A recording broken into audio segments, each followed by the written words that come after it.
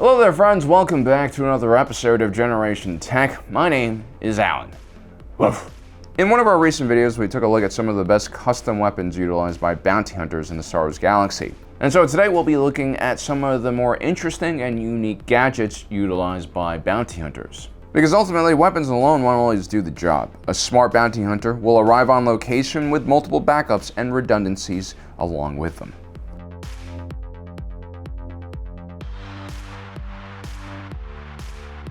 Generally speaking, living things are kind of unpredictable and hard to use as weapons. This is why most presidential assassinations are done with firearms and not rabies-infected pandas. But the Kuhon are pretty much the perfect assassination creature. These were small multi-legged arthropods from the jungle planet of Indomoda. They had an extremely deadly venom inside of them which could kill most sentient beings within a minute. They're naturally very stealthy creatures and won't set off most types of security systems, and will even actively try to hide to evade detection. Some researchers out there have even claimed that this insect has a force-like ability which helps them avoid detection. Once they're released into a room, they will head directly towards the closest warm-blooded individual they can find, and that's because these insects were predatory and their toxins were so deadly that they could take out pretty much anything. And that's why they usually just attack the closest thing next to them. To make them even more aggressive and deadly, assassins would oftentimes starve these bugs before releasing them in the same room as their target.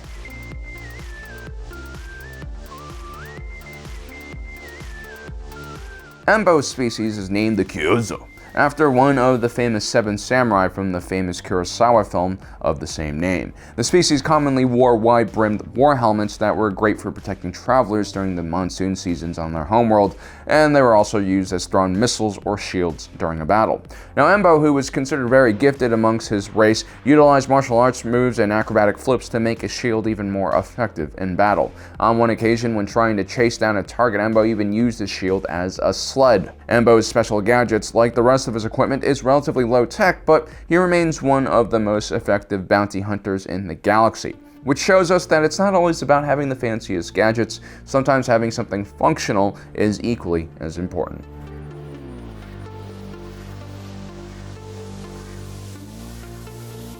The Jedi and other Force users are able to zip around at supernatural speeds thanks to the Force, and they're at their most dangerous at close ranges where their lightsabers can do the most damage. So keeping your distance from a Force user is the key to winning a battle against them when you're a bounty hunter. The Mandalorians would oftentimes utilize jetpacks to give themselves more mobility. These things were strapped to their back, and they were quite heavy and large and presented a very explosive target to hit. Jetpacks also commonly malfunctioned and were pretty fragile.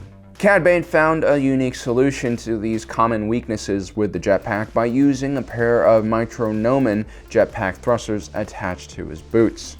There are some major advantages to the system, primarily because it was so small. Your enemies might not even recognize that you have these things attached to your legs, especially if you like wearing a long trench coat. And that's because these boot thrusters were very streamlined. They didn't even have a fuel reservoir on them that was noticeable, so you could just basically hide it beneath your clothing. Unlike the backpack jet thrusters, these jet boots were only designed for emergency use and not for a long continuous flight. This was because they overheated quickly and had very small fuel reserves. Also, the lower center of gravity on this system meant that it was a lot harder to use and required great balance and core strength, which of course was no problem for the legendary Duros bounty hunter.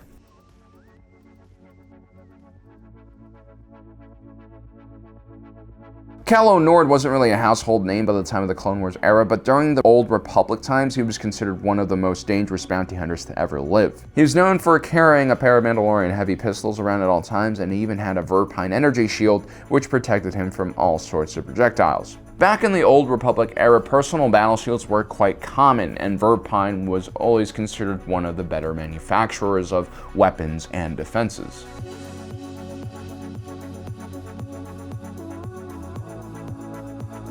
Out of all the bounty hunters we'll be talking about today, IG-88 came the closest to actually killing Darth Vader, and that's thanks to a fancy remote he brought along with him during the encounter.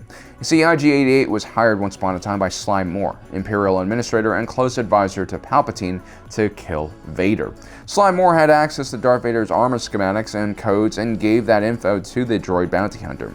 IG-88 was then able to use a remote to take control of Vader's armor in the middle of a battle. He almost forced the Sith to cut his own head off with his lightsaber. Vader was only able to survive because he still had access to the Force. He would turn the tables around on IG-88 and take the remote for himself, and then cause the droid bounty hunter to shoot himself in the head.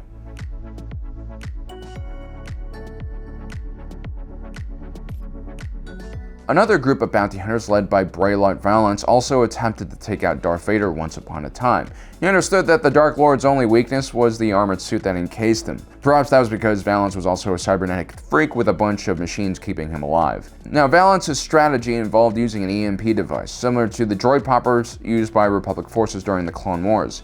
Unfortunately, this device worked only on contact and had to be placed directly onto Vader's armor for it to work. Valance manages to get close enough to the Dark Lord to put the gadget on him, but unfortunately, fellow bounty hunter Dengar betrays him at the last minute.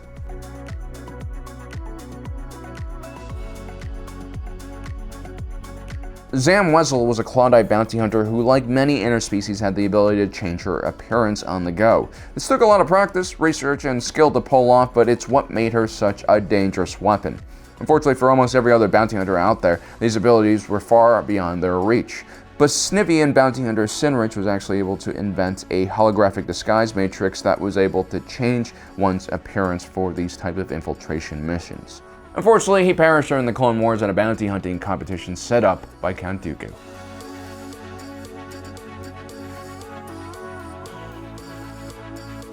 Dengar was known for his love for heavy weapons and wearing a turban into battle. But he also had a really cool piece of kit known as a Fireblade. This was essentially a small energy blade / survival knife that was mainly used as a tool for cutting and cauterizing wounds. But it was also equally as dangerous as a last resort stabby tool. Think of it as the poor man's lightsaber dagger.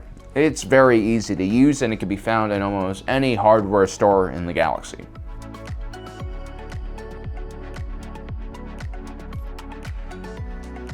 Seripas was of the Sauri species, and probably one of the smallest bounty hunters in galactic history. He was able to make up for it by designing a mech suit that was around the same size as a normal humanoid. Seripas was commonly misabled as a droid as a result. With his mech suit, he was a far more competent fighter, although even then his suit had limitations. On one occasion, he was helping a bunch of villagers cut down vegetation when his suit was almost crushed. On another occasion, a few blaster bolts was enough to overwhelm the suit's power system, causing it to explode.